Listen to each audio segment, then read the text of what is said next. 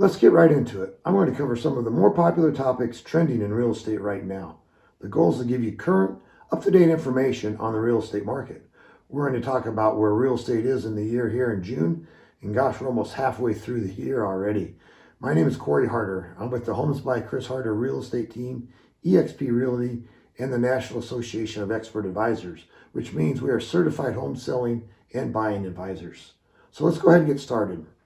We're starting to see a little bit of a shift in the market. We're going to talk about interest rates. We're going to talk about where the market sits right now and ultimately what's ahead. I want to start here with this statement. It's all been about mortgage rates. If we think about the first 6 months of this year, the market has been defined by rising mortgage rates. There's an old saying, when rates rise, they take the elevator, and when they come down, they take the steps. And no doubt, we've seen this quick and dramatic rise in mortgage rates. So let's take a look at what's happening in the mortgage rates right now. We like to use the weekly monitor from Freddie Mac. It's the average 30-year fixed right now is 5.09% in the country right there. And Sam Cater, who's the chief economist from Freddie Mac, says this: mortgage rates continue to inch downward this week, but are still significantly higher than last year, affecting affordability and purchase demand. Heading into the summer, the potential homebuyer pool has shrunk and supply is on the rise, and the housing market is normalizing. That's good news. Now, this is welcome news following unprecedented market tightness over the last couple of years, right? And also clipped in here on May 19th where he said, economic uncertainty is causing mortgage rate volatility. Now, this has really been the story up until now. There's a lot of economic uncertainty, a lot of things, inflation, instability in the world, and what the Fed is doing. All these things are happening, causing mortgage rate volatility. And one thing I do want to note, though, and I think you're seeing this happen in the market across the country, is adjustable rate mortgages. There's still good pricing on a 5/1 ARM, a good product for those that are looking for it, and if it fits them. Back in the housing crisis, adjustable rates got a bad name. It's not a bad product, maybe a misused product at times, but still good pricing out there on adjustable rate mortgages if that's right for you. Let's look at the rate environment going all the way back to the beginning of the year. This is going back to December 30th in 2021. We wrapped up the year with a 3.1% in the average 30-year fixed. We sort of seen this quick dramatic rise in interest rates over the first several months. Then we started to clearly plateau sometime around the third week in April. In the last several weeks since then, we've kind of moved horizontally versus up, and that's really a good thing. We don't want to see mortgage rates going higher as it eats into the affordability of housing, right? It eats into the purchasing power that consumers have when they come to buy a house. We can clearly see that plateauing trend, which is a good thing. We can't say the rates have peaked yet, though, unfortunately. We don't have a crystal ball, but you can clearly see that there's a plateauing in the rates where we moved horizontally over the last several weeks. So to bring this into perspective, the average 30-year fix, 5.09%, higher than we've been for the last decade, but below where we've been in previous decades before this, going all the way back to the 70s, in fact. And I think this is important because sometimes in our business we say, hey, well, the interest rate is 5% right now. But be thankful, because back in the 70s, for those of us that remembered anyway, it used to be double digits for the interest rates. So a big change there. We do need to acknowledge many people have just become homeowners, and this interest rate environment is higher than they've ever seen before. Certainly 5% on a 30-year fixed, looking at the history of mortgage rates, it's still a very, very good rate, and it's really all about perspective. So one more thing I'll say on interest rates: for the last 50 years, the 30-year fixed mortgage has followed the 10-year treasury. And what we've seen this year, we've seen the 10-year treasury rise. This looks at the 10-year treasury yield as compared to the 30-year fixed mortgage. And we've seen the 10-year treasury yield rise since January, and it's starting to flatten out like we see in the interest rates. Let me go back to this slide here. The average spread has been 1.7. Now think about that. Think about where the 10-year treasury is at, and 1.7 to it, and that's the 30-year fix. Where are we right now? As of the first of this month, 2.2, the average spread, or the spread between the 10-year treasury yield and the 30-year fix. We're going to continue to watch that as we go. And no doubt, the first half of the year will be defined by rising interest rates. As interest rates have risen, as we all see things happening in the real estate market, this question starts to come up. Are we in a housing market correction? Now, there's an article that came out a couple weeks ago. I think it was by Mark Zandi. He wrote it and said we're in a flow-blowing correction. But whether it is rising interest rates or existing home sales are down, or are we in a market correction, or has the real estate market peaked? You know, all of these are headlines that people read. Then they become concerned with the headlines. We always say headlines do more to terrify in a lot of these scenarios than they do to really clarify what's actually happening in the real estate market. So, are we in a housing market correction? Quick answer to that, no, we are not. And why is that? Well, the technical definition of a correction of any sort is a decline of 10% or greater in the price of a security asset or a financial market. So if you want to change the definition of a correction, then you can, and you can maybe say that.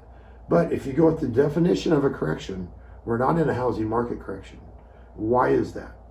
So experts are forecasting almost 9% appreciation in the residential real estate market this year. If you think about that historically, we've seen about 3.8% appreciation in homes in this country. Now in 20 and 21, they shot up, and that was really an anomaly years in real estate. And we're still getting very healthy appreciation this year. So there really is no correction. Here's the phrase about the market right now, and it comes from Danielle Hale from Realtor.com. The housing market is at a turning point. We're at a turning point. We're seeing to see signs of a new direction, but the ball is still in the seller's courts in most housing markets. So let's remember this. We're at a turning point right now, coming out of two anomaly years in the real estate business. No doubt about that. But the ball is still in the seller's court. We're still in the seller's market. There's still, in just about every market in those that I talk to, more buyers than there are available homes for sale. So what does this look like? First, this is from Showing Time. This is a look at Showing Time going all the way back to the beginning of 2019. That's the gray area. 2019 and the first couple of months of 2020. I'm going to call that's kind of the pre-pandemic era, I guess. And the blue section is everything since the pandemic hit up to until the most recent information, April here, of the showing activity. Now, I know we're here in June. You're going to say, well, April doesn't matter, and it's going to come down from there. And I would agree, but that's the most recent information that we have. And we're clearly heading back somewhere that's going to be between the pre-pandemic level and normalcy. So we're not going to go back to pre-pandemic prices. Nobody's saying that. But if you look at demand, pre-pandemic, certainly we're going to come off of the highs of 20 and 21 back to pre-pandemic levels of demand, hopefully. Which, by the way, 17, 18, and 19 were great years in real estate in this country. But that gives us a visual image to demand and where we've been. Again, two anomaly years in real estate in 2020 and 2021, where interest rates dropped. The meaning of home changed across this country, and we saw demand and we saw price increases because of the lack of supply that we've never seen before in real estate. So, where are we heading in demand? Back to pre-pandemic levels. Let's also go with the next headline that accompanies this. Are we in a market correction? And existing home sales are down. So let's look at existing home sales. This is as of April. The seasonally adjusted rate, 5.6 million homes. Well, again here, let's look at 17, 18, 19, pre-pandemic years, and then 20 and 21 again are the anomaly years. Where are we heading with the existing home sales? Back somewhere in the neighborhood of where we were pre-pandemic. Pre-pandemic sales were 5.5 to 5.3 million. Most recently here in April, seasonally adjusted, 5.6 million units in existing home sales. That's not total home sales, just existing. So if we look at that from a demand perspective, from an existing home perspective, really what we're looking at is a situation heading back to where we were prior to the pandemic. And certainly the pandemic spurred the real estate market, and we go into all the reasons. We eat in our home, we've schooled our kids in our home, we've worked at home, and we know some of those changes are sticking around after the pandemic. We certainly know the drop in interest rates fueled people that wanted to buy and said now is the time for a lot of different reasons. And so as interest rates have risen, starting to moderate the market, bringing us back to pre-pandemic levels. But if you were to start looking at where we have been in this market and where we are in the most recent information, average days on market in April were 17 days in this country. Still very, very hot. I would call maybe a white hot market. So we're coming out of this market into maybe just a hot market right now. 17 days on market. The average number of offers, 5.5 offers on a home. Let's talk about this third topic. What's ahead? Nobody's got a crystal ball and can tell the future in this business, and we certainly don't. But let's look ahead and see what experts are saying about what's around the corner. It's hard to believe we're in June right now, halfway through the year actually in 2022, right? We're looking going into the second half. Certainly the first half, we've seen a shift in residential real estate coming out of the last couple of years, and a lot of people ask what's ahead. First quote here, this is from Mike Fratantoni. He's the chief economist at Mortgage Bankers Association. He says, mortgage rates are likely to plateau in near current levels. So what Mike's saying is that the mortgage rates are likely to plateau. We can already see the plateau. Can't tell you if it's a peak, but we definitely know it's plateauing. His perspective is they're likely to plateau where they are in the low fives. The financial markets have attempted to price in the impact of the Fed's action over the cycle and are likely to also price in an economic slowdown that will result. And once we are past this rate spike and associated volatility, the Mortgage Bankers Association expects that potential home buyers may become more willing to re-enter the market. But as rates plateau, this volatility will subside. They're saying that they expect more potential home buyers to be willing to enter the market. So just a minute ago, we looked at existing home sales.